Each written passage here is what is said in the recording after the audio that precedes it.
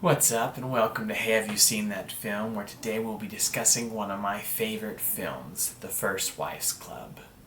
And yes, I would even go as far to say that it has become a lost film of the 90s, even though it was a huge success. The First Wives Club stars my favorite actress, Goldie Hawn, and Bette Midler, and Diane Keaton. The three of them together was iconic. It was a wonderful pairing. The storyline is these three women each have either gone through divorce, separation, or are going through it at the moment. We have Goldie Hawn's character, who she is an actress, and her ex-husband is a major film producer, and though she's the one who got him his career, they're getting a divorce and he wants to take everything from her.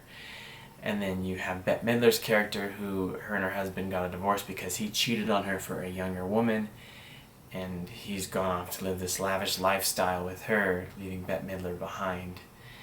And then we have Diane Keaton, who is at the moment going through a separation, or her and her husband have been going to marriage counseling. They're separated and they're trying to work on things in order to get back together.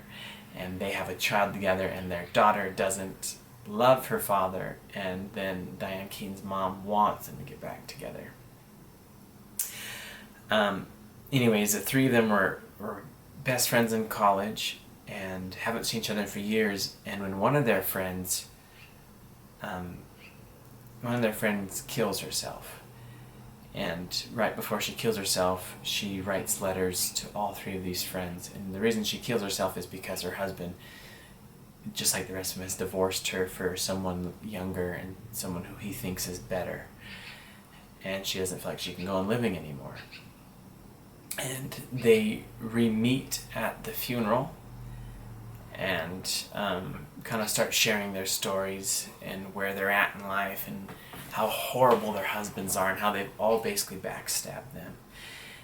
And then they get the letters from their friend, and it kind of unites them. And then the three of them come up with this fantastic idea to get back at their husbands, back at the men who were supposed to love them but left them. And they start to scheme and work together to figure out the best way to get back at each of their husbands. My wife and I watched this on a whim. We were watching a trailer for Harrison Ford's Sabrina because she really loves that movie and wanted to show me a trailer, and this trailer popped up right after we watched that, and we thought the trailer looked interesting, so we found the film and watched it, and we loved it. It's one of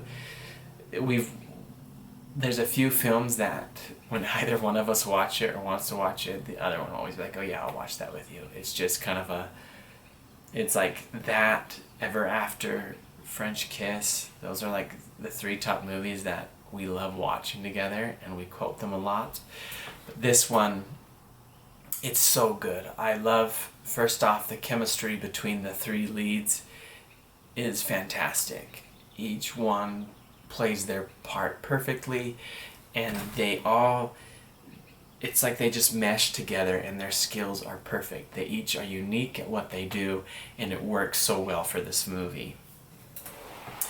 I love the storyline.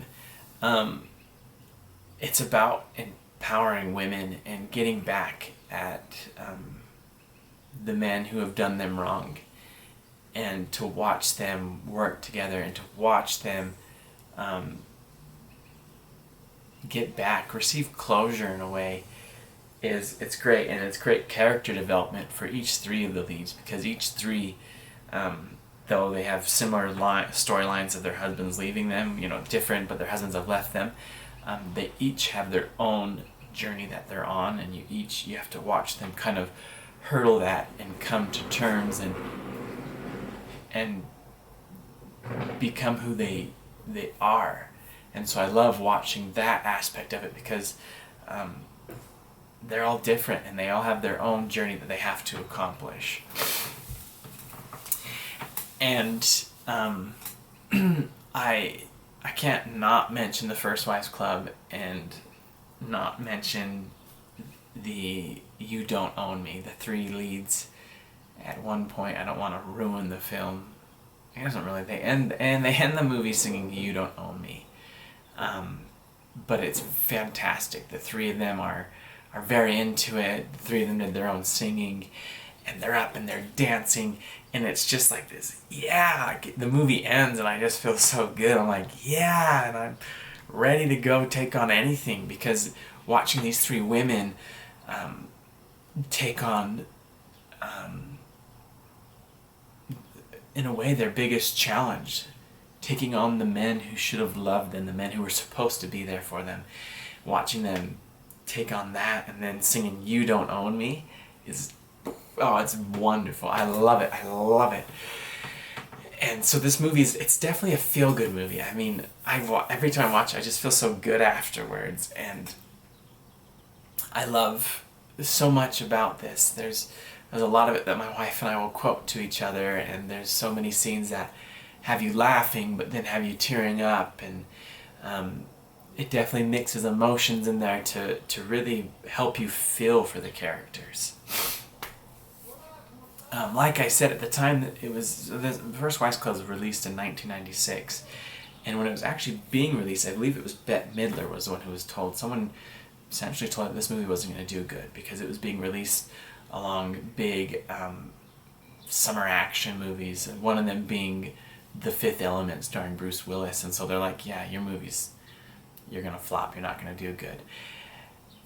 And it turns out they were wrong. And I can't remember the other movie that was releasing alongside the same year, at the same time, but it actually beat out The Fifth Element and this other big action movie, and it went on to gross over $100 million, and it's, I think, the biggest hit for each of the three main leads. It's like their biggest financial hit. And so it was kind of like a, haha, you were wrong. A movie about three women getting back at their husbands was actually more popular at the box office. Unfortunately, I don't think this movie is talked about as much as it should be, and it's kind of been forgotten, hence why I'm talking about it and letting you know about it. But, you know, and surprisingly, the studio that produced it never released or never created a sequel or anything like that, even though the three leads wanted to get back together, and for years they've been wanting to get back together. And at the moment, fingers crossed, that actually happens.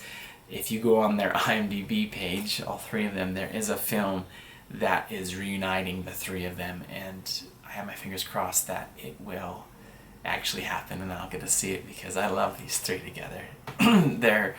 They're all perfect. This movie it was a surprise. It was one of those, you watch it not really knowing what to expect when you go in, and once you see it, you're like, oh my goodness, this is great. After we watched it, I got for my wife for Christmas one year, and again, we probably watch it 2 or 3 times a year. We really do love this movie. You know, anyone who has ever been through a divorce, a separation, who has ever felt like when everything was said and done, they were not treated properly and not given what they deserved, watch The First Wives Club.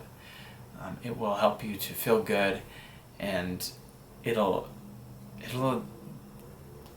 get you ready to fight. It'll get your blood pumping again. Like I said, every time I watch it, I always feel so good afterwards. So, The First Wives Club, starring Goldie Hawn, Bette Midler, and Diane Keaton. This is such a great film. 10 out of 10. I love it. So check it out and let me know what you think, because you will not regret it.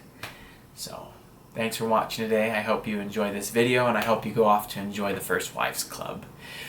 Take care.